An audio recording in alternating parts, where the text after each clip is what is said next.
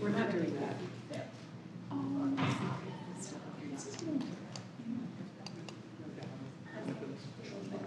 Like some sort of just trial.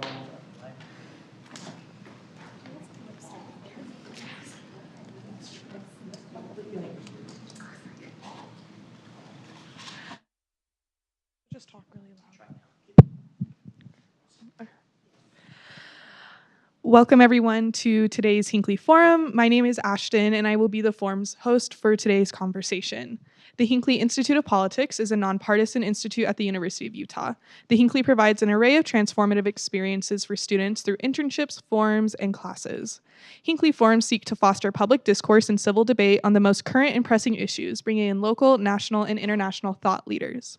Today's forum is co-sponsored by the Department of Political Science, and we want to thank Professor Steve Johnston for his leadership in organizing this year's the Neil A. Maxwell Lecture in Political Theory and Contemporary Politics. Today's forum is titled The Chicago Women's Liberation Union and Feminist Political Imagination, and we are excited to be joined by an incredible speaker and two distinguished commentators. I'll now turn it over to Professor Johnston to introduce our guest. I think that'll work for me.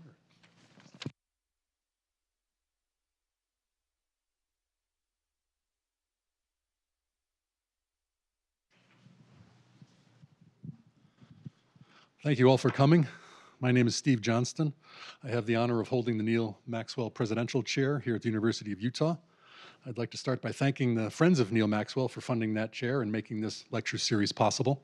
It's a great event, and this is the 10th anniversary of the lecture series, and we're delighted to have our distinguished guests here this evening. I'd also like to thank Nick Cockrell and the Hinckley Institute for hosting us. This is a great facility, and we are really pleased to be here. And I'd also like to thank the Political Science Department for also funding this event too. So I'm going to just say a little bit about our three speakers. I'll start with our commentators. Lorna Bracewell is a political theorist, associate professor of political science, and program coordinator for women's gender and sexuality studies at Flagler College. Her scholarship focuses on feminist theory and the history of political thought and has been published in academic journals like Signs, Journal of Women in Culture and Society, and Contemporary Political Theory, and popular forums like the Washington Post and Boston Review. Her book, Why We Lost the Sex Wars, Sexual Freedom in the Me Too Era, which was published by the University of Minnesota Press in 2021, offers a revisionist history of the feminist sexuality debates of the 1970s, 80s, and 90s, foregrounding the influence of liberal concepts such as freedom of expression, the public-private divide, and the harm principle. Kathy Weeks is professor of gender, sexuality, and feminist studies at Duke University. She is the author of Constituting Feminist Subjects, which was published by Cornell University Press in 1999, and The Problem with Work, Feminism, Marxism, Anti-Work Politics, and Post-Work Imaginaries, which Duke University Press published in 2011. She has also written numerous works in feminist theory, including most recently, Basic Income from a Feminist Post-Work Perspective in Politics and Society in 2022, The Politics of Precarity in Contemporary Political Theory, also in 2022, and Abolition of the Family, the most infamous feminist proposal in feminist theory, just last year. Michelle Ferguson is associate professor of political science and a president's teaching scholar at the University of Colorado Boulder. She's the author of Sharing Democracy, which Oxford University Press published in 2012, co-editor with Lori Marceau of W Stands for Women, How the George W. Bush Presidency Shaped a New Politics of Gender, which Duke University Press published in 2007, and co-editor with Andrew Valls of Iris Marion Young, Gender, Justice, and the Politics of Difference, which Routledge published in 2022. She has written numerous articles on feminist and democratic theory, including most recently, Dead Dogma and the Limits of Feminist Political Imagination, Thinking Me Too as Consciousness Raising, which was published in Theory and Event in 2022, and with Alyssa Kessel, The Satirical Correspondence in Regarding Brotherhood is Powerful in Political Theory in 2023. She is currently finishing a book on feminist political theory entitled Bandita, Iris Marion Young and the Politics of Writing, Reading, and Citation, and developing a role-playing game on the Paris Commune. She is the co-president of the Association for Political Theory, a consulting editor for contemporary political theory, and the special envoy for the Reacting Consortium. So please welcome me in joining all of our guests, and especially Professor Ferguson, who will speak to us.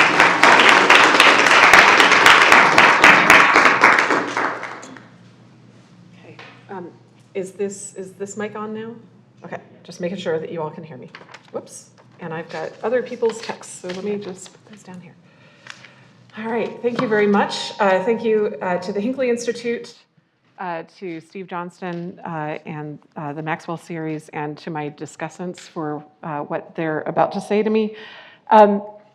I'm concerned in this project about feminist political imagination today. I'm worried that we are limited by the stories that we tell about second wave radical feminism. And here I'm thinking in particular about feminist activism between 1966 and 1972. So the kinds of stories that we tell about this period are, first of all, that feminism at that time was really a white women's movement in which white and college-educated women mistook their experiences as the experiences of all women, their needs as the needs of all women. We also we tell stories about this time period as feminism that was homophobic or transphobic. And then we also tell stories that feminism at this time was really about consciousness raising, that it didn't really give us a theory of politics, that it was mostly focused on cultural critique, and that ultimately it was a political failure, right? That the feminist movement ends, right? It doesn't continue, or the activism of that period comes to a halt later in the 1970s. I think our imagination is limited by these kinds of stories in two ways. So here, I'm going to try to show you some of the things I'm doing on the slides. First of all, I think we get embarrassed by this period of radical feminism, right? If it's racist, if it's homophobic, if it's transphobic, we don't want to look more closely at it. It just becomes an embarrassment to look away from. But also, I think we're limited in that our political thinking since this period, in part because of these stories that we tell, tends to take three distinct forms. The first one is liberal feminism, and here I'm thinking about the feminism of the National Organization for Women, or NOW. That's the successful organization that outlasts the 1970s and that continues to the present day. We're focused on including women within existing institutions, getting women elected to political office, getting women into positions in business or in academia, into leadership. But we're not really thinking about transforming the institutions that shape our society. The second form that I think feminist political thinking today takes is that which is called choice feminism or neoliberal feminism. This is coming out of the idea that the political innovation, if there was one in this early radical period, was consciousness raising, focusing on raising your own individual consciousness. In some cases, consciousness raising is sort of assumed to be a kind of therapeutic technique, helping you to get out your rage or your anger in order to transform yourself from within to go out and be a leader in the world.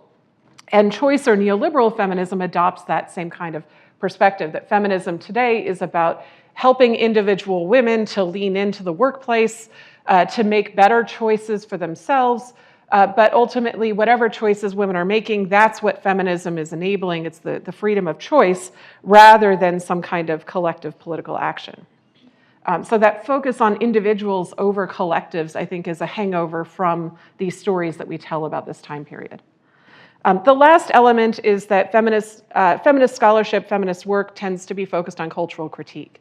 And here the idea is that we don't have a political vision of feminism, but rather we see feminism as a lens through which we criticize our media, our television, our society, ideas about the objectification of women, but feminism itself doesn't immediately bring to mind a particular kind of political activism or organization. So what I think we're missing in these ways in which we've responded to this time period is real insight into the creative and inventive ways that feminists in this time period, again, 1966 to 72, were engaged in political organizing and political theorizing. I think that we've adopted this view of the early radical second wave because we take what I call in my paper the New York Circle as the exemplar of what early radical organizing looked like. So the New York Circle is a collection of different groups of feminist organizations. New York Radical Women becomes New York Radical Feminists, the Red Stockings, Which. There are a number of various groups that sort of pop up and then implode and then reconfigure themselves throughout this time period in New York City. And I think that there are material reasons why we take the New York Circle to be an exemplar of what is going on in feminist politics in general in this time period. The most important one is that, that these women were located in the city that was the heart of the publishing industry, right? And so a lot of their works get published as books. So some of the famous books, you may see physical copies of these later, include Shulamith Firestone's The Dialectic of Sex, Kate Millett's Sexual Politics, and then anthologies like The Sisterhood is Powerful anthology edited by Robin Morgan. These women are all involved in a lot of these organizations at this time period, but they also have access to mainstream publishers who want to publish work about the women's liberation movement. And these books then are physical, right? They get adopted or purchased by libraries, so they're in existing collections. They get republished by these publishers later on when they're sold out. And so those books have a kind of life beyond this time period. By contrast, the other feminist groups around the country are engaged only in self-publishing materials. So they publish pamphlets, newspapers that have a limited circulation, that are less durable, right? They're just printed on paper, they're not bound, they're not purchased by libraries, they're not therefore read by feminists who come later, they're not assigned as professors in classes because those professors don't even know that they exist if they were not themselves part of those small groups back in the late 60s and early 70s. So by the time I go to college in 1990, what's being taught about feminism from this time period is the New York Circle. It's either books and articles written by women who were in New York City, or it's anthologies like Robin Morgan's that include a few things that have been curated from these groups from other parts of the country, but are curated by someone from the New York Circle, right? And don't necessarily represent the range of views that were being expressed by feminists around the country at that time. And the New York Circle is presented, right, when I get to college, as this is what feminism was in the early second wave, rather than this is what was going on in one specific geographic center. Okay. All right, but the New York Circle, even though I think it's far more complex than the stories that we tell about this period would let on, produces some of the same material that generates the view that what was going on in this time period was white feminism, that it was homophobic and transphobic, that it was focused on cultural critique, and that the main political form of feminism is consciousness raising, that we should reject structure and leadership and instead meet in small groups of women to talk about our personal experiences. Right? So there's a lot of evidence in their writing, even though I think that there's evidence of other stuff going on, there's a lot of evidence that supports the stories that get told later on about this time period. So in this project, I'm asking what would happen if we centered different feminists, not the New York group, but other feminists active in this time period. What kinds of stories would we tell, and how could we imagine or how could we conceptualize feminism if New York was not at the center? And in particular, I'm gonna shift our attention to Chicago. There are lots of groups around the country that are engaged in activism in this time period. There's a lot of work to be done actually looking at what they produced. I'm focusing on Chicago in part because there's a lot of digital information about them that's available to me from Boulder, Colorado, without having to actually go to Chicago and dig into the archives. There are plenty of groups that we've probably lost records of because we don't have archives of what they've documented. Very little archival scholarship has been done on any of these groups, including on the New York Circle. But there are various recent projects that aim to document, preserve, and analyze the records of early radical feminism. But there's a massive amount of primary source material to comb through, and so there's a lot that we just haven't uncovered. So I really feel like what I'm doing right now is just giving you a tiny sliver of what we could be thinking about. Okay, so I'm going to look at the Chicago circle, if you will, from 66 to 72. This period includes the founding in late 1969 and the early years of an organization called the Chicago Women's Liberation Union, which I'm going to abbreviate as the Chicago Union or the Union as I talk about it. And it's really that group and the women who found that group that I'm going to be centering here. But to truly understand the political theory and organization of the Chicago Union, we have to start in these years before its founding in '69. In the years before that, Chicago was an important site of local and national struggles within the New Left over sexism in leftist organizations, particularly in Students for a Democratic Society. And I'm just going to give you these acronyms of different groups I'm going to be talking about here. They were loosely called the movement, although again, we often refer to them as the New Left. This includes civil rights organizations of various stripes, anti-war organizations, and anti-capitalist organizations, and sometimes those things are overlapping within a single group. So Chicago was an important site here. Students for a Democratic Society, the SDS, was headquartered in Chicago, even as it had chapters around the country, particularly in the North and the West. This is also the period when Heather Tobis Booth, who's one of the Chicago Union founders, begins referring women for abortion care and establishes the basis for the service that later became known as Jane, which Ella Myers has been doing some research on. Jane later operates under the umbrella of the Chicago Union, right? So there's already some early feminist activism happening in Chicago, in addition to these New Left groups having important conferences and headquarters in the area. Studying the women taking part in these activist groups, and in particular studying the activism of the Chicago Union as a kind of political theory, shows how these women offer a quite different theory of feminist politics from that we tend to tell stories about from the New York Circle. One that includes but is not reducible to consciousness raising, one that has at its core a complex socialist feminist aspiration to address multiple forms of oppression simultaneously, including sexism, racism, capitalism, imperialism, and oppression based on sexuality, and one that offers a theory of social change that informs their organizational structure and activism. So let me briefly give you some history of where the group comes from. Like many radical feminists in the late 60s, the ones in Chicago typically began as activists in the movement, right, in one or more of these organizations. Some had been involved with the Student Nonviolent Coordinating Committee, or SNCC, and had engaged in civil rights activism in the South.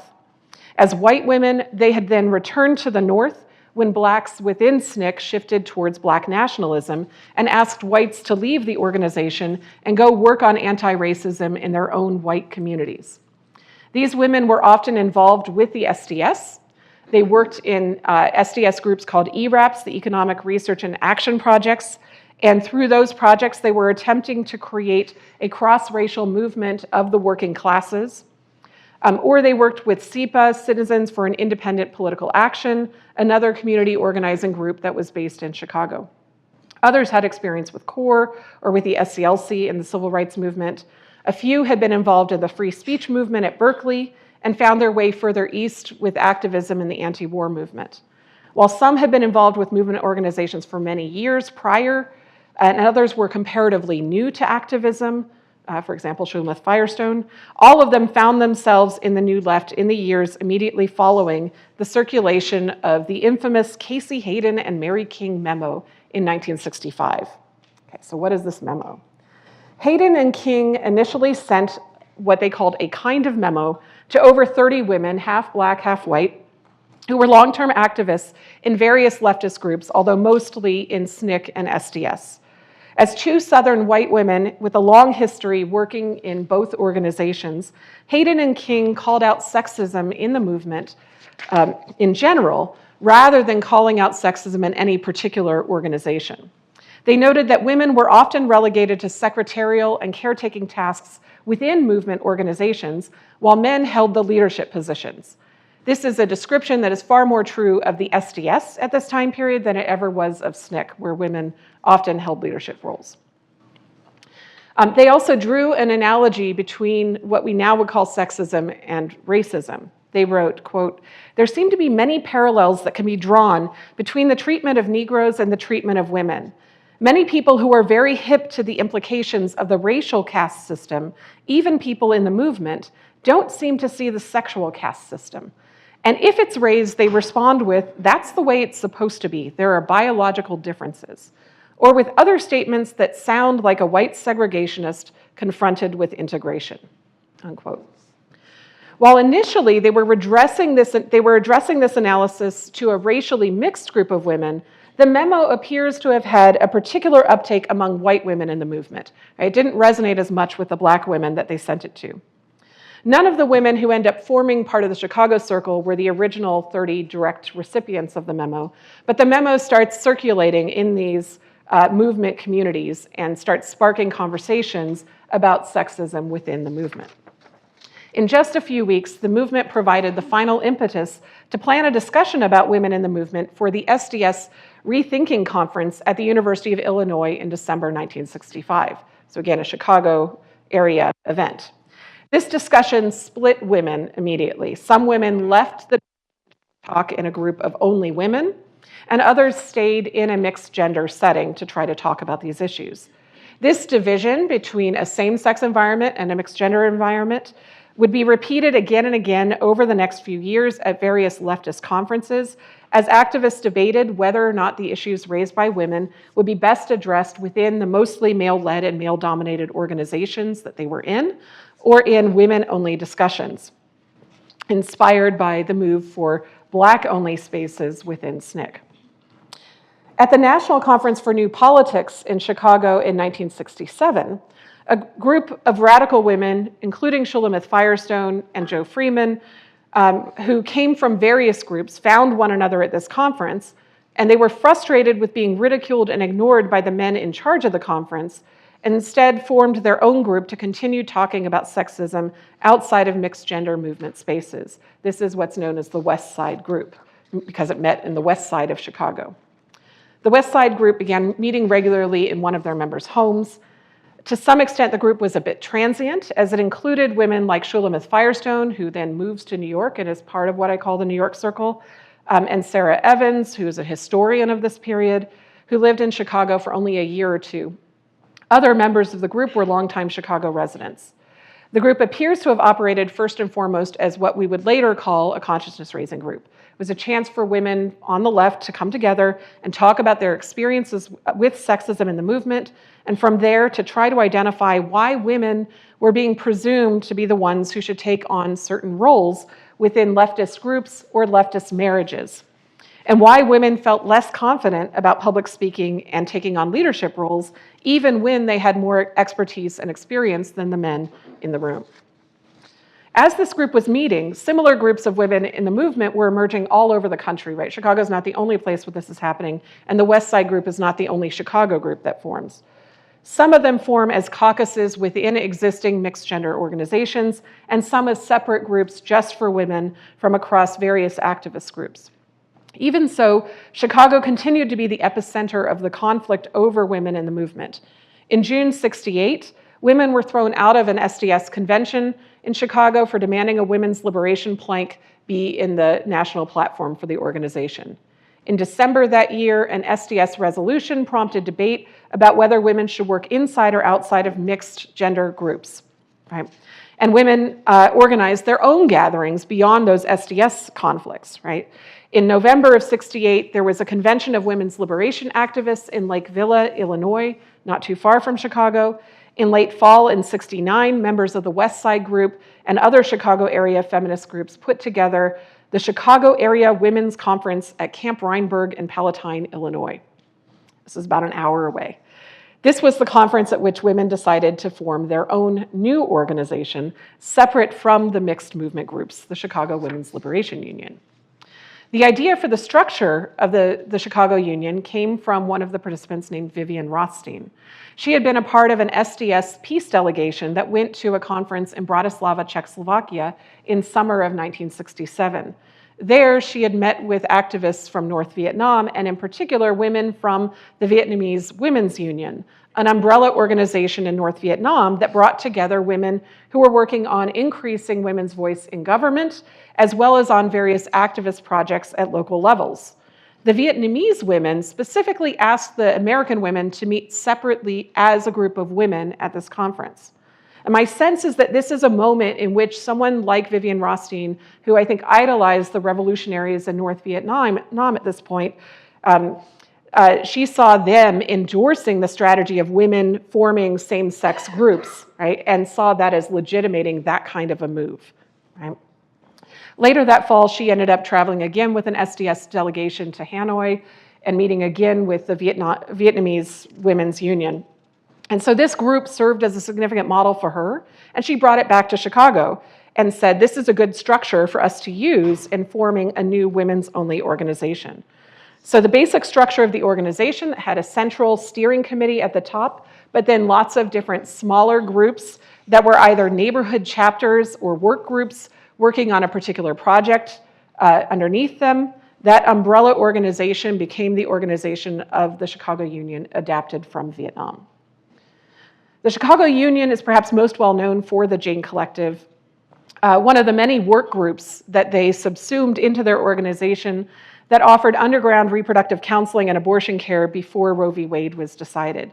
The history of Jane is much more widely known and documented than the history of the Chicago Union as a whole. But when the Chicago Union was founded, Jane was incorporated in it, as were other women's groups that were already meeting in the Chicago area, like the West Side Group. Now, if we're to judge by the documents that women first involved in the West Side Group produced leading up to the founding of the Union, it took some time for a radical political vision to emerge, or perhaps it took some time for the radicals within the group to take the lead in the organization. Not too long after they began meeting, the West Side Group produced a working paper entitled To the Women of the Left. And I'm trying to show you a little bit of what these documents look like compared to the published books, right, that we get from the New York group. So this article is published in the SDS newspaper, so again, working within that mixed gender group, on November 13th, 1967. The document presents itself as a preliminary statement of principles by radical women, but many of the principles could actually be considered to be liberal feminist. First, they call for women to be proportionally represented and allowed to assume full participation in the decision-making processes and positions of our political, economic, and social institutions.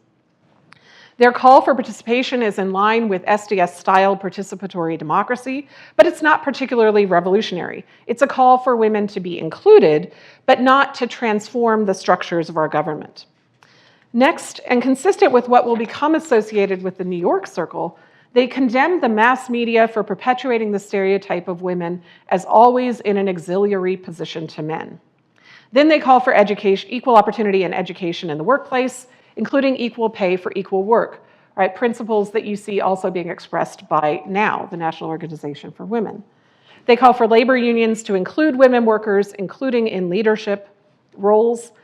And then they demand, now they start to get a little bit more radical. They demand that women have complete control of bodies with regard to reproduction and abortion, that the family be restructured, including restructuring the gender division of housework, childcare, that communal childcare and food preparation centers be established, thereby socializing labor that had been relegated to women in the privacy of the home. Finally, they write, we must fight against male domination. So while they call for a restructuring of society and indicate that women's liberation is important as a component in revolutionary struggle, they don't explain how this is to happen. I believe that this manifesto at this point in time is expressing a tension or a division within the West Side Group between some who are more looking for inclusion and a liberal version of feminism, and some who had been engaged in much more revolutionary politics for a while. In particular, Jo Freeman seems to be interested in inclusion, and she ends up leaving the group and allying with the New York group, even though she stays in Chicago.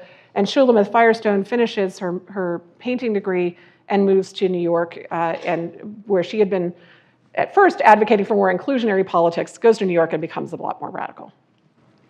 By April 1968, a subset of the West Side Group was beginning to articulate a political vision deeply informed by SDS philosophy and practice. Okay, so this radical group is taking over. Heather Booth, Evie Goldfield, and Sue Muniker, all longtime SDS activists, circulate a document called Towards a Radical Movement. They report on the myths of femininity and the realities of women's inferior position. And indeed, what I take this document to be is kind of a report about the findings that have come out of consciousness raising with the West Side group. Like, this is what we've discovered. But then, somewhere in the document, they take a decidedly SDS-style turn to discuss what they call program. The word program, as far as I've been able to determine, if anybody else knows New Left history better, please let me know, was used in SDS, and perhaps beyond that, to mean something like a plan of action or an agenda or specific projects that the group was undertaking. So program is a kind of praxis. So these authors describe how small women's groups have already formed in Chicago, each with their own programs developed according to the interests of their members. Some of them are addressing sexism within the movement. Others are organizing courses on women and women's histories at universities. Others are planning direct or guerrilla theater actions in the area. They don't endorse any one form of program over any other, but they note that all of them can be liberating for women. All of these programs, they suggest, share a key feature, one of which will become central to the political theory of the Chicago Union. They say, creating programs such as these allows for the development of self-confidence, leadership, and an analysis which widens the possible alternatives seen for women. This view of programmatic action, creating social change within the women who carry it out, will become a central value in the Chicago Union. We want to turn you into someone who can see yourself as a leader. Next, in the August 1968 issue of Voice of the Women's Liberation Movement, Goldfield further develops her strategy of the movement, drawing a direct contrast with the New York Circle in the process. She argues that however groups of women decide to organize, within or without mixed movement groups, women's liberation must always be understood in connection to other revolutionary struggles, connection to leftist struggles against capitalism, racism, imperialism, consumerism, and so on. She warns against separating out women's liberation from the rest of the movement. She says, we should not see the movement as a collection of separate groupings, each fighting for its own interests. For no one is only a draft age guy or a worker or a woman or a black or a student or a consumer. Nor can we divide our oppression into nice, neat categories. A radical women's movement, she says, needs to build coalitions and work across identity groups, but it also needs to do so in distinctively radical ways. She warns, we must recognize that not every alliance between groupings is radical. A unity of women and blacks around the single issue of equal pay for equal work, while it would be very exciting, couldn't be merely a demand for inclusion in the mainstream with no greater basis for unity than the fact that there is strength in numbers. And she points out that the kinds of changes that are needed are ones that must involve men, and so women-only organizing will never be sufficient. She writes, a demand for legalized abortion need not raise the question of why the bearing of a child is perceived of as a personal rather than a social responsibility. The demand for child care centers is not in and of itself a criticism of the familial structure. As soon as we broaden our analyses, issues involving men are included. And finally, a discussion of sexual mores is meaningless and futile without the eventual participation of men. Okay. So what I really see her doing is something that might today travel under the label intersectional feminism, right? That she's saying that we can't be thinking about things on a single dimension. And I think we might ask, why is this article not something that gets anthologized? And I think maybe it doesn't get anthologized and redistributed because it's critical of the New York Circle directly. Right? In 1969, a group of Chicago women, including some of the ones that I've already named, begin planning a Chicago Radical Women's Conference in the area, and they declare their intentions. We see the conference as being held for the women who are primarily committed to the development of an independent, multi-issue women's movement, and who see in particular the need to develop program and structures to enable us to get beyond the stage of personal discussions and to reach out to new women, so getting beyond consciousness raising. They invite participants to submit working papers on theory, long-range strategy, and short-range programs, but even in their call, they ask participants to connect these three areas to one another. The outcome of this conference, when they hold it, is the plan to establish the Chicago Women's Liberation Union. The union meets first on November 23rd, 1969, and they establish their principles. And I don't know if you can read these, but I'm going to read out some of them. And this shows that by the time they form this union, they've moved beyond liberal feminism and they've fully embraced a more radical revolutionary vision. The struggle for women's liberation is a revolutionary struggle.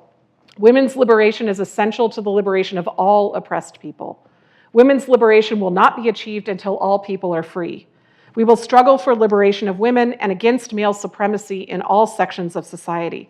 We will struggle against racism, imperialism, and capitalism, and dedicate ourselves to developing consciousness of their effect on women. And they go on about the kind of movement that they're going to be organizing. The Chicago Union thus resolved this debate about women's only versus working within mixed groups by forming an organization for women that from its founding understood itself to be part of this larger movement for revolutionary change. The political theory of the union as it emerges in documents and in practice over the next few years is one that combines lessons that activists have learned from working in SNCC. Right? They were organizing in a way that develops the power and the revolutionary consciousness of the people who participate in their programs. They combine that with lessons learned from the SDS and ERAP organizing, insisting on having clear decision-making structures, rejecting leaderlessness in favor of some form of hierarchy, but a responsible form of hierarchy, responsible to the members. They combine this with the structure of the Vietnamese Women's Union, having a central steering committee that organizes and coordinates activities among smaller groups that are decentralized. And then finally, they combine this with a framework for multi-pronged action that they borrow from British Marxist feminist Juliet Mitchell, who comes to Chicago in 1970. Okay. So I'll explain a little bit about Juliet Mitchell as I describe the 7 elements of their political theory. So first of all, feminist activism taken as a whole must be multi-pronged. They determined that consciousness raising, while important, was not sufficient for feminist activism. You also have to have action, right? I take it that they associated consciousness raising with generating and spreading theory, that is, giving an underlying account of the causes and features of women's oppression. But they always thought that that theory should be connected to short-term program and long-term strategy. So one chapter of the group expanded this three-prong approach into 4 prongs, which you can see along the top line of this chart. Struggles around the immediate needs of women, consciousness raising and educational work, development of analysis and strategy, and developing a vision and building alternatives. Note that these 4 categories express the interrelatedness of theory, program, and strategy. Consciousness raising is not isolated from program or action, but it includes educational work. Development of theory or analysis is connected to development of strategy. So they created a 2-dimensional chart with these 4 prongs on that one dimension, and on the other, they borrowed from Juliet Mitchell her 4 key structures of women's oppression that she had analyzed: production, reproduction, sexuality, and the socializing of children. They then filled in the chart with some examples of things that the Chicago Union was already engaged in as forms of action to illustrate how the chart could be used for the group. This kind of chart became known within the union as the Mitchell chart. The organization used it, and they developed different versions of it over time, but they used it to assess whether or not they had chapters that were working on program in all of these dimensions, and to assess whether or not specific programs were actually accomplishing their intended goals.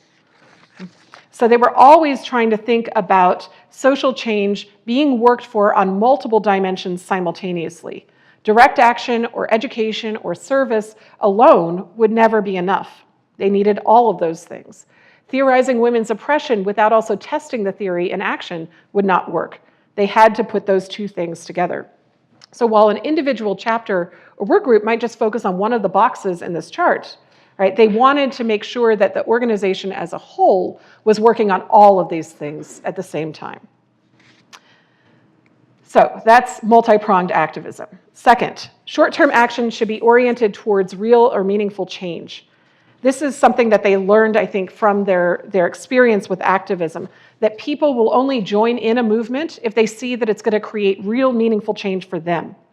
This is reflected in the Mitchell chart in that there must be programs that focus on the immediate needs of women, immediate, right? The Hyde Park chapter of the union phrased it this way: the women's liberation movement strategy must win reforms that will objectively improve women's lives. This means selecting programs that are practical and not focusing only on long-term change, such as waiting for capitalism to be overthrown in a revolution.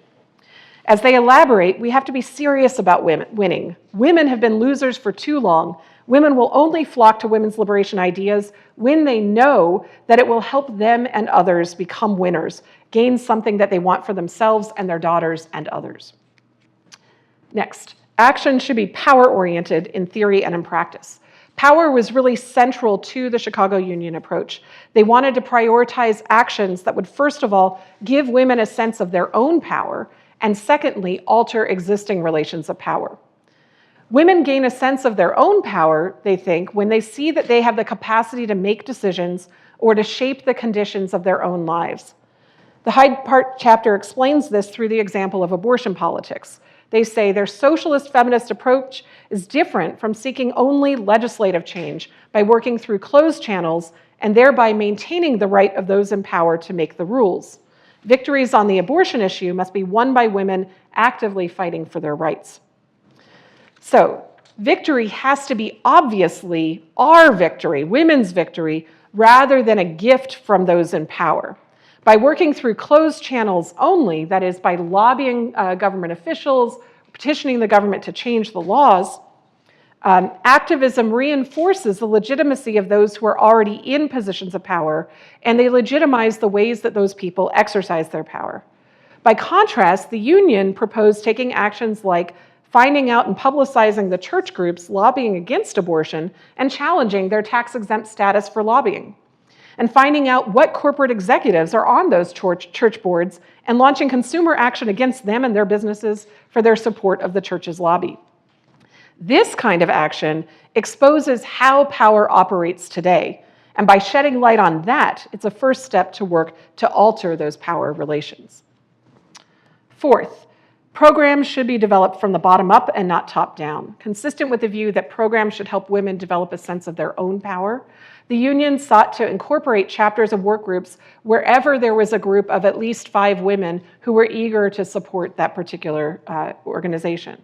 Those who had ideas and passions were to be encouraged to pursue them as long as they were committed to the fundamental union's principles. Pluralism was central to the union, in contrast to a strict adherence to ideology or to a top-down structure. They said, "We are not arguing for any one specific organization, but for the successful development of organizations, right, so that we may be able to learn from experience and bring our movement to potential strength." Plural organizations thus allow for experimentation, right? More learning to happen. If you have lots of different groups trying out different things and then sharing their ideas and what worked and what didn't work, right, you're going to grow more quickly than if you're just picking one kind of approach at a time.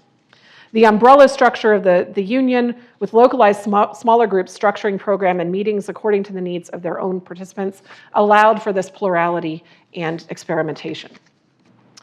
5, leadership should be responsible. Reflection and adjustment are important to activism, so you're supposed to learn from it.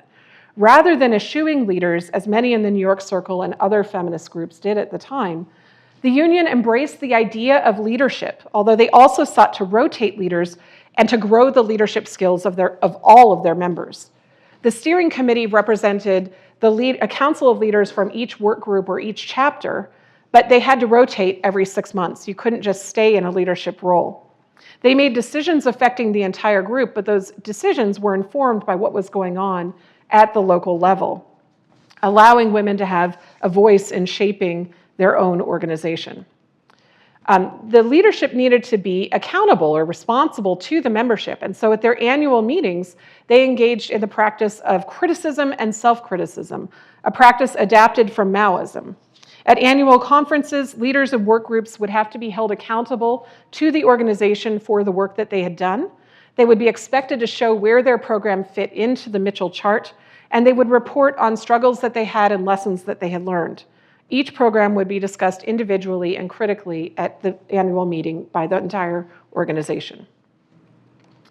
6, sources of oppression are plural, consistent with their principles and with the understanding that you can't isolate women's oppression from other forms of oppression, class, race, sexuality, and so on. They insist on keeping the complexity of oppression in mind. They reject the classical Marxist and the New York Circle desire to identify a singular source of oppression, whether that be the oppression of class or sex. They write, "We do not find helpful the constant cry that before we organize, we need to develop a complete theory of the nature of our oppression or find the prime contradiction of our oppression, as if there's just one." They say, "We find it futile to argue which is more primary, capitalism or sexism. We are oppressed by both." They also think carefully about how race has impacted how oppression manifests in the United States. "The forms of oppression we face," they write, "are filtered through the unique conditions of the American situation. We have a very heterogeneous working class, more diversified by ethnic background, race, and job status than most other countries. Also, we have a heritage of slavery with an oppressed Black and minority population. This is now as basic to the society as is sexism and is linked with it." And finally, they say that programs should aim at building cross-racial coalitions where relevant, but just organizing white women is not intrinsically a problem. So the union is deeply aware of racism as a problem in the US, but they also reject the idea of organizing around race as a matter of course. They write, "While destroying racism is a deep concern of ours, we would not organize white women around racism as an issue." Now, this might sound odd to our ears, or like they're saying we don't care about racism, but what they mean by organizing white women is drawing additional white women into the movement. White women, they argue, will not be drawn into the women's movement around issues of race. Black and brown women are a different matter. White women need to see that the actions being taken by the organization address their immediate needs, and destroying racism is not an immediate need that they are likely to feel deeply on first coming into the movement. So they write, "Stated as such, destroying racism is not concrete enough to do something about, and it's not a concern for most white women." So their goal is to draw white women into the movement by addressing their immediate needs. Their goal is to organize the white community. And from there, once they're drawn into the movement, white women can be educated about the interrelation of sexism and racism and brought to feel a desire to also destroy racism. It's important to understand that by organizing white women, the union's members would have understood themselves to be carrying out the work of organizing in their own white communities consistent with Black power, Black nationalism. They were doing what Stokely Carmichael and others in SNCC had urged them to do. That their organization was primarily white was not a cause for hand-wringing. It was an expected consequence of the kind of organizing that they were engaged in.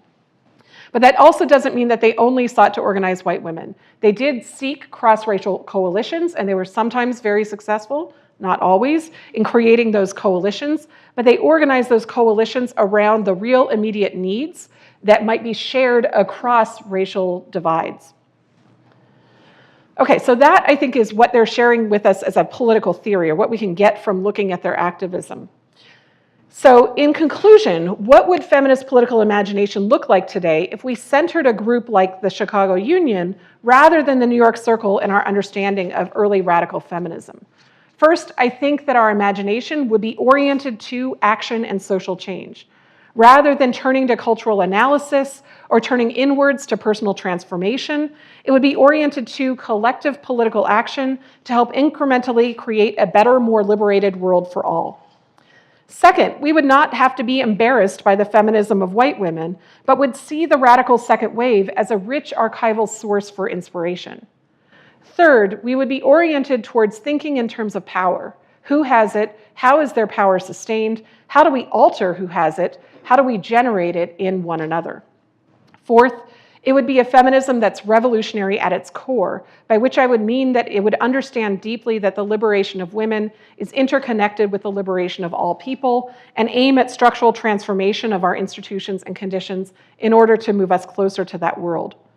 Fifth, it would not shy away from taking organizational structure seriously, but would be engaged in reflection on the forms of political organization best suited to bringing new people into the movement and sustaining ongoing program.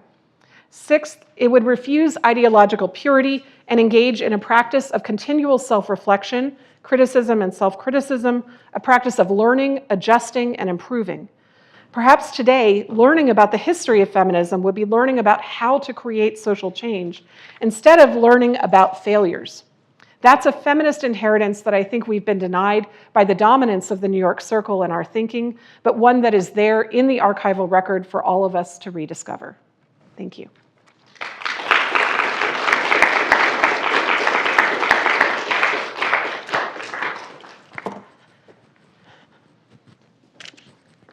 Thank you very much, Michelle. So we will hear next from Kathy Weeks and then Lorna Bracewell. They'll each speak for about 10 minutes, and then we will take questions from you. Thanks. Okay, so thanks Steve and Lorna, and particularly Michelle. This is just, I love this kind of event, so this is wonderful.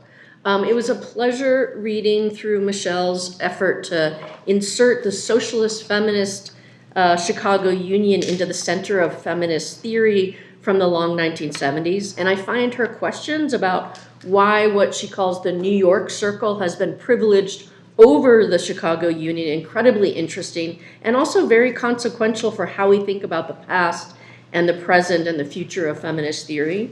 I have a rant in my current book manuscript, and it's really documenting in horrible detail exactly how socialist feminism was excised from the history, starting in about the mid 80s and the 90s from the history of feminism.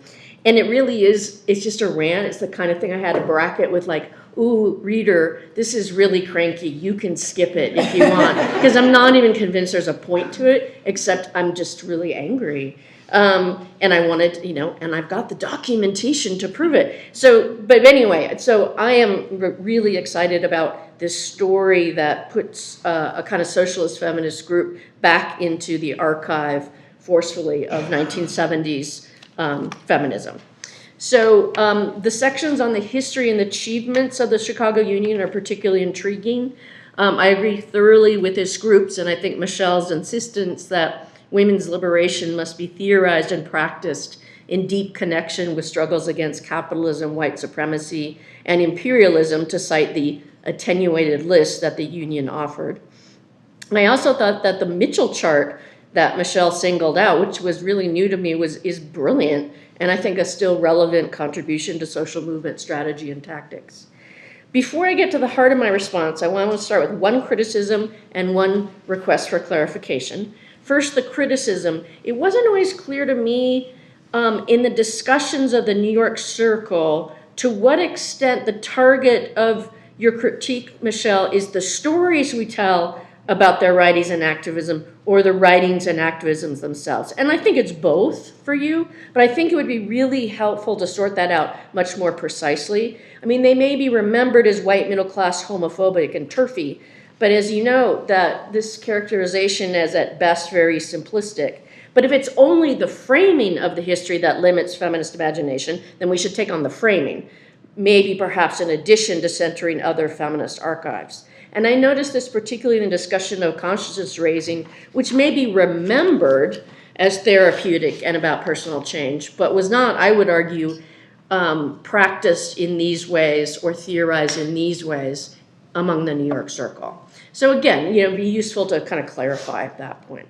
As for the request for clarification, I still don't understand the claim on page 9 about how New York radical feminists, or the stories we tell that privilege them, were responsible for accounts that would reduce feminism to liberal feminism, cultural feminism, and neoliberal feminism. Because by my reading, the New York feminists were very clearly and forcefully against all three of these. And I'm not aware of the historical framings or stories that would link them. There are stories that blame sort of in passing the demise of radical feminism for the rise of those three alternatives, because as Alice Eccles notes, radical cultural feminism arose from the ashes of radical feminism, and as Ellen Willis and others note, when revolution failed to appear, some then retreated to the embrace of liberal individualism. But I'm just not clear on your argument about that causality there. So that was one thing I didn't understand. Okay, now to what I think of as the more substantive response.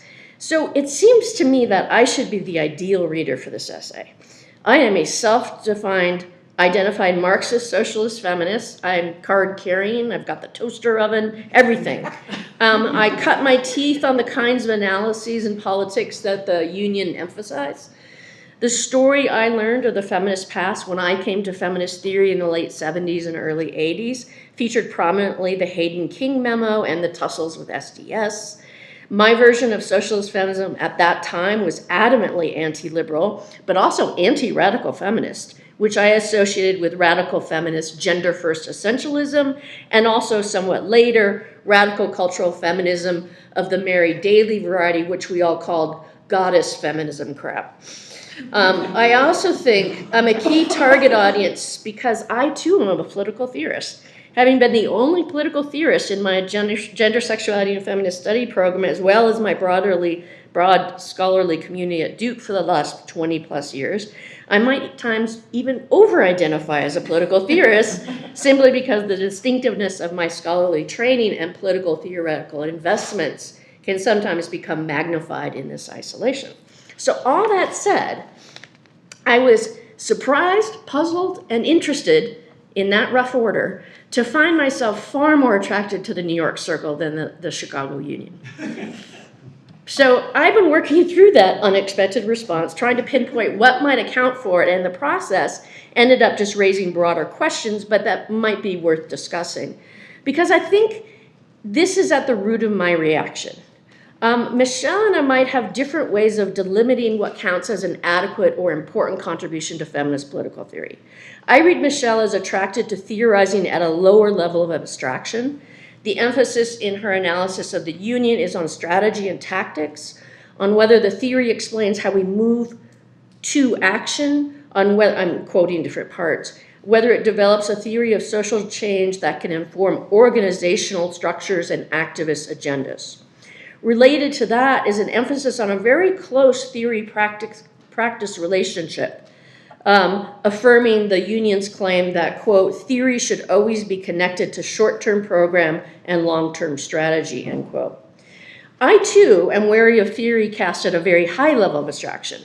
As a Marxist feminist, I believe that whereas Marxist feminist philosophy might address the level of the mode of production, Marxist feminist political theory must be aimed at a middle range of abstraction at the level of the concrete social formation of a capitalist society that has been set into historical motion. In the US, capitalism developed historically in entanglement with the systems of racial, settler, colonial, and cis heteropatriarchy, which is why a Marxist political theory of capitalism must draw on and incorporate these other knowledge and political projects, including feminism. So non-feminist Marxist political theory is not a legitimate project, in my view.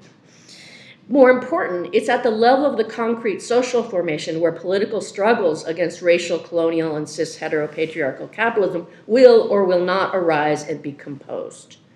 Now, you should note that whereas I read Michelle as affirming a lower level of abstraction with the claim that a feminist political theory should speak to strategy, tactics, and organizational issues, and I read Marxist philosophy as aimed at too high a level of abstraction, I cleverly set myself up as defending, perhaps for the first time in my life, the reasonable middle ground. That's also a way to invite you to push back on me. I want to focus now on the list on page 29 of the advantages of focusing on the Chicago Union rather than the New York Circle.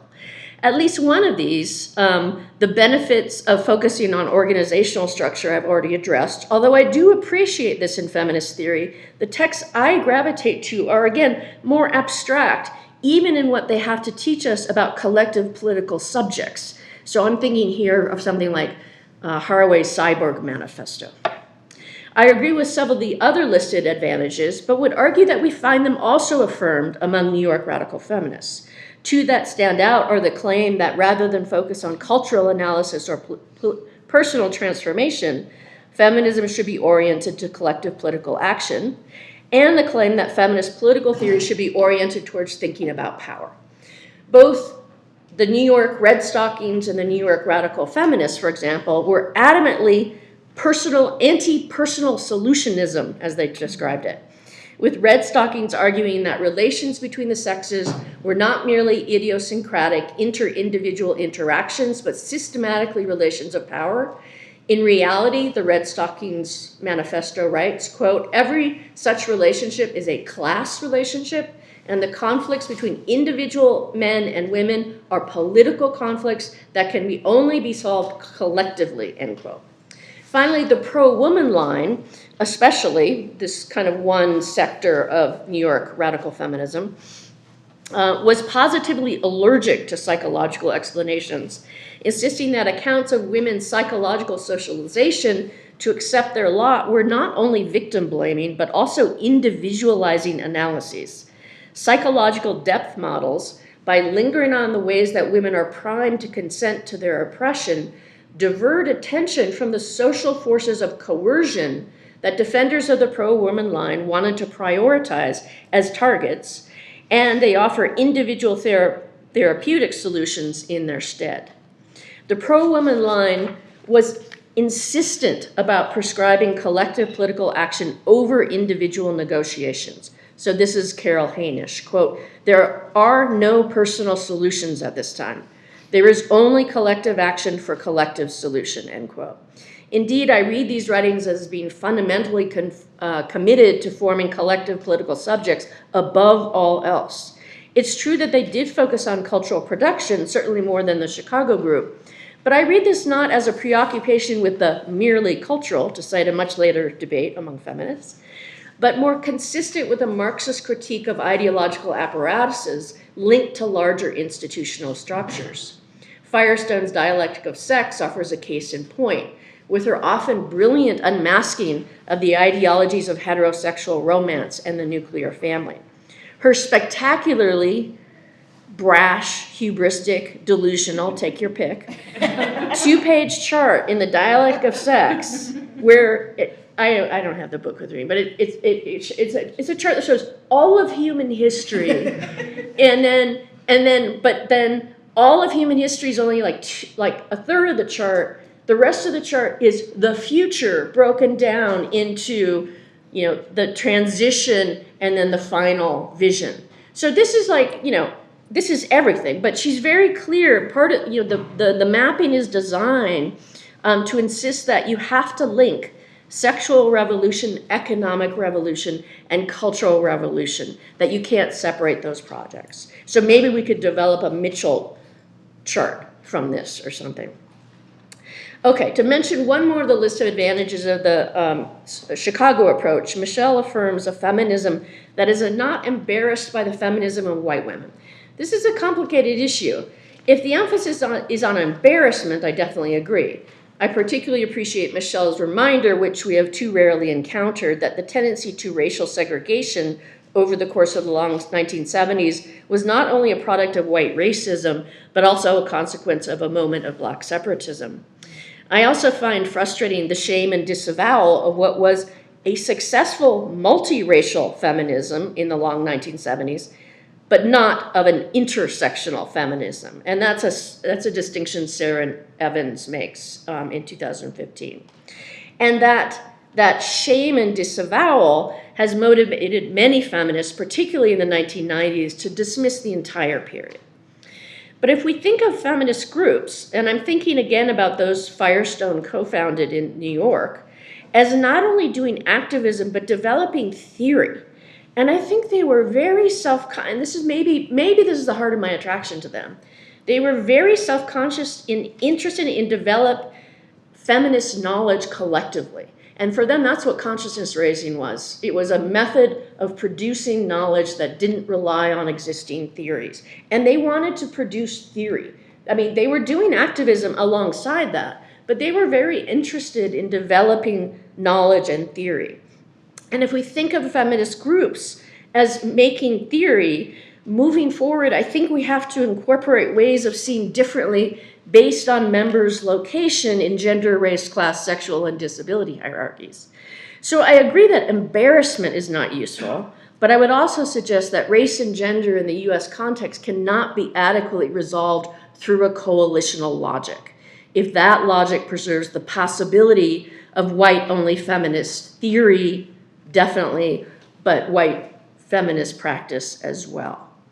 So, I mean, I think in the end, what I'm really pushing back, because I really do love the analysis of the Union, and I love the idea of centering that into the stories that we tell about this period in history. But I think it's the framing of them as against the New York circle that I'm pushing back on, because I think I see many more continuities than you do. So thank you very much.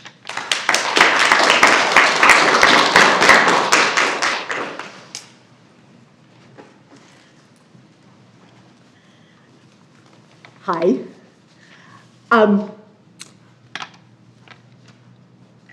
Again, kind of to echo what Kathy was saying, I feel like I'm like the target audience for this project. You know, I have my own published rants about the inadequate stories that feminists tell themselves about periods in the feminist past. You know, my first book's all about how we've misremembered the sex wars in ways that have really deleterious political consequences. So, you know, the spirit, and it really comes through. I encourage you all, if I don't know if the paper has been distributed to everybody, but, you know, hopefully it will be at some point, it'll get published. The tone, I love the impassioned, you know, tone, especially in some of the footnotes, right? I feel that. And I think that this lack of like a historical sensibility in feminism has been with feminism, ironically, for a very long time. I'm thinking of, I have this joke that I love. I don't know if you've seen it. It's like a meme. The first frame, it's you know, like a kind of like typical father knows best 1950s style patriarch, and he's saying, "Do you know feminists have no sense of humor?" And then in the next frame, it's like some, you know, hip feminist looking woman, and she's saying, "No, but hum a few bars and I'll fake it." It's like one of my favorite things. Anyway, I was kind of like imagining that. It's like, what if somebody, you know, came up to me and was like, "Do you know feminists have no sense of history?" And I wouldn't really have a witty retort. I would just sort of nod in agreement. And so anyway, I was thinking about, you know, one of the earliest works, at least of American feminist history, which is the history of women's suffrage that Elizabeth Cady Stanton, Susan B. Anthony, and Matilda Jocelyn Gage co-authored, the first 3 volumes at least. Has anybody read it? No, of course not, because it's horribly tedious and boring, right? I'm a political scientist, and even I can't, you know, make my way through it. It's very like much a play-by-play, you know, like narrowly focused on the legislative and judicial, you know, stuff that's happening, and it's like a kind of notoriously partial account of the history of the suffrage struggle from the 19th century. I mean, they even admit this in the preface to the first edition. I've got it here. They say, in collecting material for these volumes, we reached out, you know, to a lot of our suffrage collaborators, and a lot of them were very excited and so happy we were doing this. And then they say, a few replied, "It is too early to write the history of this movement. Wait until our object is attained. The actors themselves cannot write an impartial history. They have had their discords, divisions, personal hostilities that unfit them for the work." So basically, like, the suffragists that weren't on their team were like, "We don't trust you to accurately recount this history, right? You're gonna write it in a valorizing, you know, self-justificatory way." And they say this: "Viewing the enfranchisement of women as the most important demand of the century, we have felt no temptation to linger over individual differences. These occur in all associations and may be regarded in this case as an evidence of the growing self-assertion and individualism in women." So that it's sort of own, right? Like, we're not worried that, you know, there's a lot of like conflict and dissension and disagreement in our contentious movement. We're just going to like elide that completely and give you, again, this kind of narrow, self-justifying history. So like this like feminism's relationship to its own past, I think, has long been a real shortcoming. And the part of Michelle's work that I love to and that I respond so powerfully is that she's trying to transform that, right? And really confront the feminist past, warts and all, right? So that's the kind of first point I wanted to make, is that I think there's like a deeper kind of history to some of the problems respecting feminism's relationship to its own history that Michelle identifies. Since I only have a short time, I want to share a kind of personal story, but just briefly, where I've kind of run into some of these problematic attitudes toward the past that are pretty widespread amongst contemporary feminists. So I'm currently shifted from my focus on the 20th century to looking at the 19th century, which, wow, I mean, if you wanted an even tougher sell, to a kind of room full of 21st century, feminists who, have this kind of progressive, Whiggish historical narrative in their minds, like, these 19th century feminists are a tough sell, right? And they were, they fail, the measures of our contemporary yardsticks even more severely than the radical women of the 1960s. And, in particular, the 19th century figure that I'm interested in right now is Victoria Woodhull, who, had this kind of decade of, really radical political activism in the United States in the 1870s, but then, like, repudiates all of her radical politics, moves to England, marries a nobleman, and becomes a eugenicist, right? So, I mean, not, ideal, right, if we're looking for, role models, I guess, in the past. But anyway, I think that she said some interesting things that are worth, taking seriously, that could actually, furnish our political imaginations with some, concepts and ideas and approaches that like we desperately need to break out of some of the liberal, neoliberal feminist monotony that's frustrating Michelle as well. So anyway, so I'm just, co-authored this piece with this wonderful political theorist, Anna Daly, who's actually a former grad student of Michelle. And, we try to like look at some of what Woodhull was doing with respect to feminist maternalism in the 19th century as maybe a way that contemporary feminists could combat right-wing, deployments of maternalism, like Moms for Liberty kind of stuff, right? We're thinking, oh, Woodhull's doing something different, something interesting, and it could actually be quite instructive. So we write the essay making this argument, and we submit it to, a really great, well-respected interdisciplinary journal in women's gender and sexuality studies. And it goes out to 7 reviewers, which is great, How many? 7, which is great. No, I'm all about it. I love feedback, right? And we get 5 reports back, which was great. And, some of them were, like praising us, but some of them were critical. They're supposed to be critical. I love the critical ones the most. But I just want to read from you. This is an excerpt from one of the readers' reports. I don't know who said it or whatever, but, this is like the obstacle with regard to trying to, rummage through the feminist past to expand political imagination in the present that scholars run into, right? The author's recuperation of Victoria Woodhull as an inspiration for today's feminists who want to provide an alternative to the right's maternalist politics is asking too much of contemporary readers and politically minded people. It is not convincing or compatible with today's feminist political climate and intellectual zeitgeist. To propose Woodhull as a source of inspiration to combat today's right-wing maternalist politics is to ask readers to disregard Woodhull's 19th century blind spots and to misrecognize today's political landscape. All right, so this piece, ultimately it is going to come out, and I hope everyone will read it.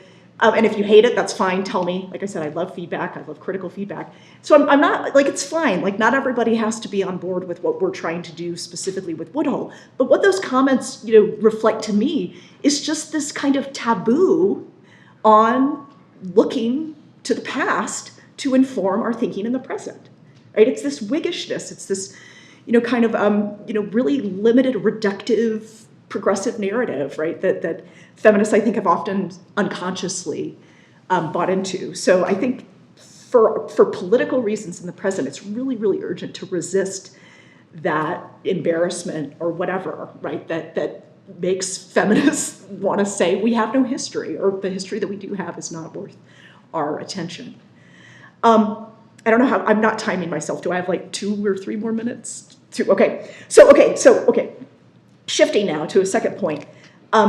Michelle is focused on the Chicago Women's Liberation Union, which I know nothing about. Everything I know about it, I just learned from Michelle's fantastic paper, and it seems exciting. So I thought, what can I kind of contribute here? And I do know a little bit about, radical feminism of the 1960s and 70s beyond the New York circle. And the reason that I know about it is because I happen to be a Floridian, right? And I happen to have gone to graduate school at the University of Florida. And I happen to be involved in feminist activism there, where there is, in a real lived way, that chain of feminist historical memory is unbroken in that particular place. And so I got to learn about, Gainesville women's liberation, and I got to read, this really influential, paper it's known as the Florida Paper Toward a Female Liberation by Beverly Jones and Judith Brown. I just read it it was just this is part of what it means to learn about the history of radical feminism. So the history was presented to me in a really different way beyond the anthologies. And so anyway, as I was reading, the virtues that Michelle was highlighting in the activism of the Chicago Women's Liberation Union, I was flashing on some of the aspects of this Florida paper. And there's, 2 things in particular. After when we're having drinks or whatever, I can tell you, more. But there's this similar preoccupation in that paper with these questions of structure and in a very concrete, practical sense, how do we build alternatives, right? So in the Florida paper specifically, they're really focused on the kind of patriarchal family.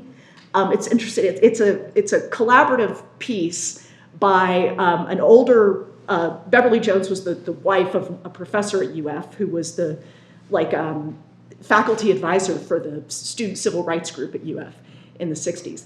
And so through that relationship, she meets Judith Brown, who was a UF student. And so you get this kind of intergenerational collaboration between a married, middle-aged woman and a younger movement woman, unmarried. And so anyway, they're really interested in thinking about in specific ways, how's marriage, how's the expectations of family, limiting you, and single women, anyway.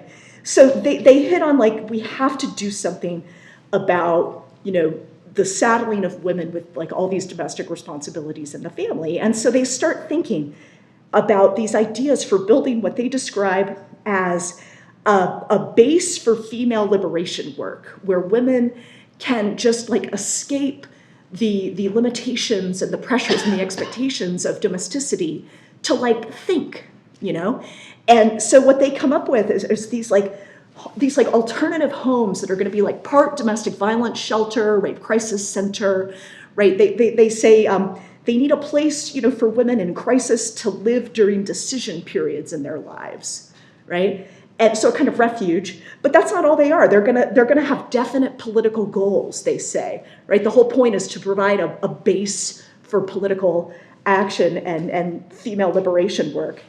And so anyway, they're thinking about alternative structures and in real practical ways. And then in the 70s, they go on to do this. They found a women's center in Gainesville that is really, in a lot of ways, a kind of manifestation of this vision. So there's an example of a feminist win, right? A concrete thing that they actually made, right? They built the thing. And then there's one more point I want to put in, then I'll shut up. It's so interesting, they make this point, why is it important to rearrange, the kind of domestic responsibilities and saddle men with more of them, right? most of the time what feminists say is like, oh, it's about liberating women. And that's true, right? They're interested in that too. But they also make this point where they say, another reason to do it is that it will encumber men. So let me just read what they say. Men have accelerated their rate of history making beyond human proportions. With their slaves secure at home, they have the time to play abstractly and inhumanely with their technology and to make history more rapidly than they can effectively comprehend or control. Robbed of a faithful custodial class, women, blacks, etc., they will be less effective, and time may finally overtake them so that where they're at is also where it's at. Women who organize other women to slow male history making are functioning at their political best. Oh, wow.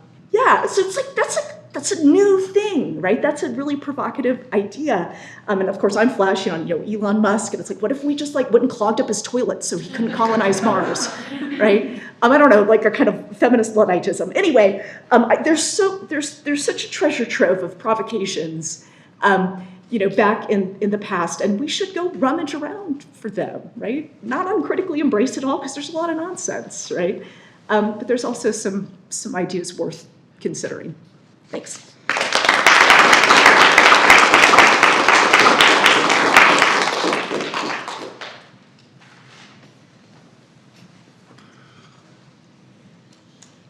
Questions? I'll bring the mic over to you if you have any questions. Please raise your hand. Because they are there.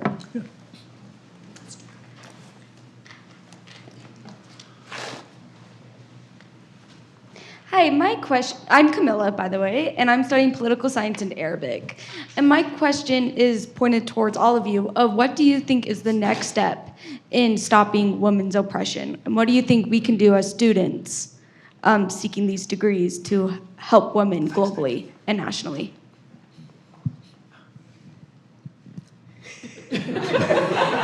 Professor Yeah, well, I guess I'm not going to solve it all, but I'd say like the next step. I think that part of what I'm arguing, if I understand what I'm arguing, is that you need to figure that out. Not like if I hand it to you, then it's just like the win on abortion being handed to women by a bunch of men making a decision to on Roe v. Wade, right? It's not something that you did. So I don't know what the concerns are that you have. Certainly reproductive freedom is on the table right now. Maybe a little secret longing for me in looking at the Chicago Union is that maybe in some parts of the country we need Jane to reappear. Or versions of some kind of activism that look like that. But that's my vision, that's not yours, right? And I don't know, I need to hear a lot more about what you think the things are that need to be changed. Sorry if that's not a satisfying answer, but this is like, just to get back to some of the things that Kathy said, I think this is partly why, I think I'm at the middle level of abstraction with you, but why I'm interested in looking at the past for how feminists actually organized in order to give you a path to, well, how do I make that happen? Like if I've got an issue I'm interested in, what do I do? And how do I think of this as something where I don't have to be working on everything? I don't have to change it all at once, but I can be working on a specific particular problem, and other feminists can be working on other problems, but we can see ourselves as still collaborating and building on something together, right? That, if anything, is driving me to look at the structure and organization of the Chicago Union. It's that I think it can actually give you a kind of a blueprint that you can start with, right? I don't want to idolize them and say that they got it all right, but this is a path that you can try to recreate and then follow down it and see, is this working for me or not? Is this working for us or not? Yeah? Thank you. Do you want to solve the problem? No. I agree. No, I thought that was really good. I think it is important to kind of, I would just to echo what she's saying, I think it's important not to ask other people that, like you have to figure out yourself. And because I would say, well, we need worldwide revolution. It's like, well, great, let's just go drink. I mean, you have to sort of say, okay, we need everything. Well, what do I want to work on? What can I do? And how can I then collaborate with other people so I might not feel so siloed or isolated in doing that? So. There's actually like a slogan that's been circulating in like just conventional electoral politics. Like I don't know where it originated, but I think it was at one of Harris's, early events when she, became the nominee, and it was like, do something. Yeah? Uh-huh. It was Michelle Obama. There you go, thank you. Yeah. So I think that's the kind of spirit, right? It's like, do something, right? You don't need to know in advance if it's the thing, right? But do it. See how it works. Get out your Mitchell chart. And I'll say, like, part of why I'm so attracted to the Mitchell chart and this idea of letting 1,000 flowers bloom is actually thinking back to women's suffrage. That I think if you look at the kind of activism that went on for decades, right, almost 100 years in this country before the amendment is finally passed to the Constitution that gives women the guaranteed right to vote in the entire United States. I don't think you can say who won that vote. Was it the white eugenicist feminists who wanted white women to be able to outvote black men who had been given the right to vote after the Civil War? Was it the white feminists who refused to be divided from black activists in that suffrage fight in the latter half of the 19th century? Was it the suffragists who worked for state-level change and got the right to vote in places like Colorado, where I'm from? Or was it the ones who were working for a national level change to the US Constitution? Was it the ones who protested outside the White House and shamed Woodrow Wilson and were then imprisoned for their protesting and engaged in hunger strikes that they got reported in national news? I think it was all of them. Right? And even as I might want to distance myself from the politics of some of those feminists, I can't say which of those strategies did it, right? And so doing something and not worrying so much about, am I picking the right strategy, I think is the most important thing, right? And then letting 1,000 flowers bloom, like not taking down feminists who choose to engage in activism in a different way than you do. Right?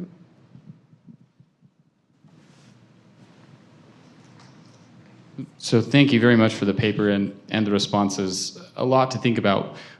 One, I'd love to hear you just kind of talk about how you're thinking about history in general, because I know that's loaded. Let me add a little bit to that.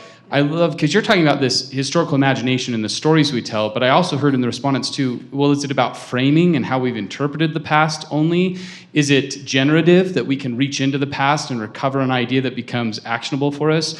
Is it that we now understand the historical structures that have created, kind of the power systems that we have to break apart? Is it all of those, or have you found yourself kind of leaning into, more of one idea about why we need to engage with the past? Because I think that response to the paper that was given is an example of someone not seeing the past as being worthy of engagement.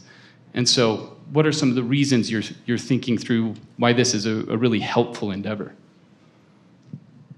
I'm puzzled by the question in part because I went to graduate school in a program where most of the people in my program did history of political thought, and I was one of two feminists. Tamara Metz was also in my program, although she's much more liberal than I am, but we still got along.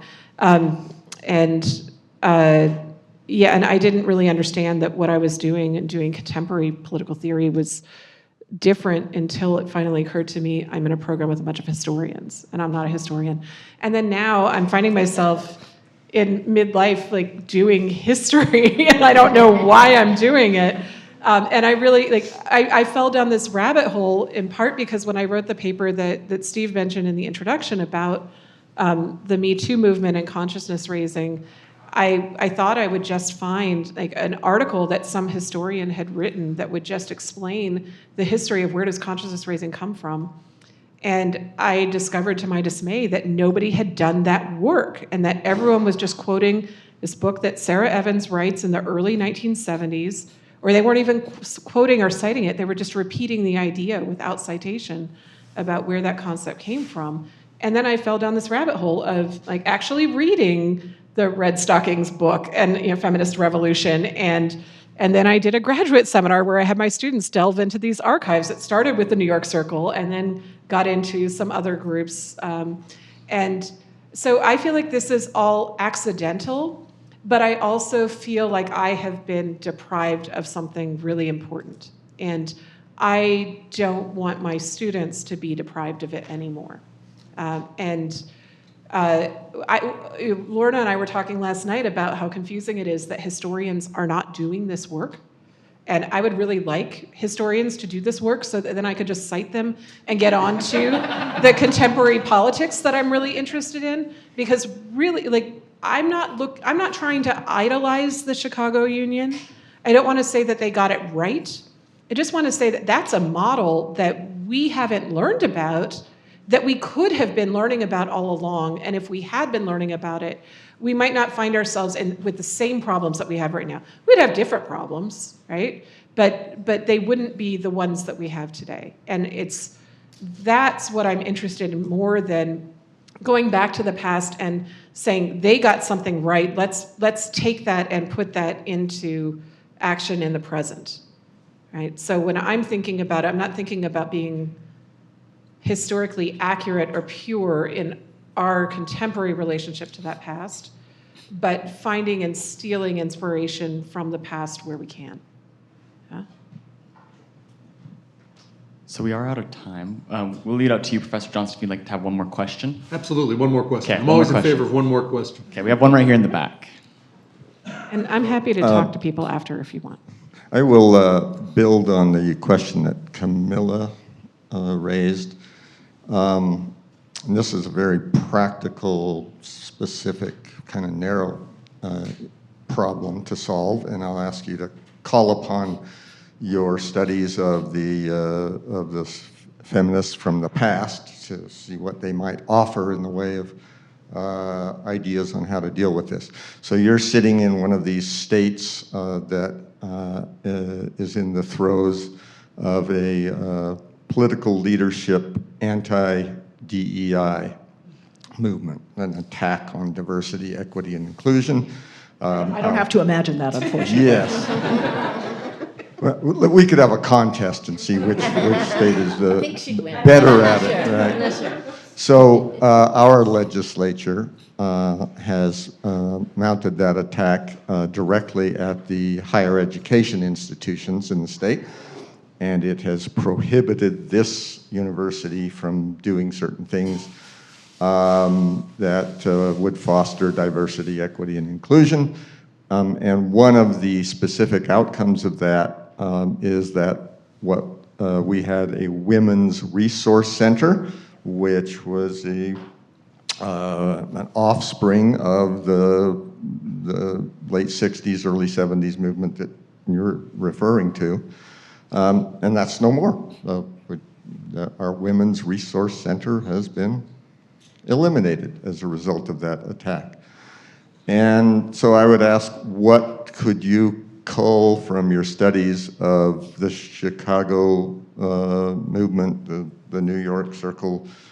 How might they respond to something like that, and what can we draw as lessons for how to deal with this kind of thing? So the young women who are entering the university next year will not have a women's resource center to have as a resource for them. I can take it if you want to. It's that red state, you might want to say something. Okay, don't cry. So what I would take is that these women were creating those spaces before they were formally institutionalized. And the thing to do when the institution, like, you don't wait for the institution to provide it for you. You create it yourself. You create those spaces wherever you can. And, if you can commandeer university resources, like get a classroom space, for example, to meet in, do it, right? And if that is something that's going to risk you getting in trouble, you could find ways of calling that out as an issue and protest that, And you can also go find other spaces. Like there's nothing preventing a group of students from getting together in a private space or in a coffee shop and doing the same things that women's resource centers would have been used for. I think there's been a huge debate, and maybe the two of you might know more about this stuff because you've got appointments in women's genders and sexuality programs. I don't. But the institutionalization of women's studies since this time period that I was talking about has also been a really fraught history, sometimes of co-optation, and creating a formal space that is no longer really open to the kinds of more radical purposes of developing spaces for collective political organizing and freedom that they once were. And so I guess I would say maybe try to reframe what's happening, not so much as a loss of something that was being provided as a service for students, but as an opportunity for students to rediscover how to organize those spaces and create them on their own. Yeah? Just to kind of build on that, something that I try to teach, my students, and this is challenging. I'm at a small private liberal arts college, where the college really, customer service is it's a top priority, and I'm constantly trying to tell them, like, the institution is not your friend, right? Like, I want to cultivate in them this like spirit of like oppositional antagonism to, and it can be hard when the institution is like providing snacks for the thing, and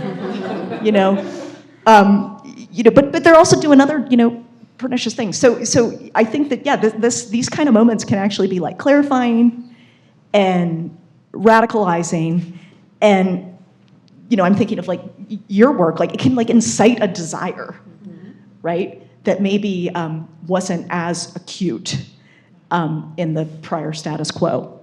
Yeah, no, I'm with you guys. That's it. Yeah, that sounds good. Thank you guys all for being here. We want to thank our guests really quick. Let's give them a round of applause.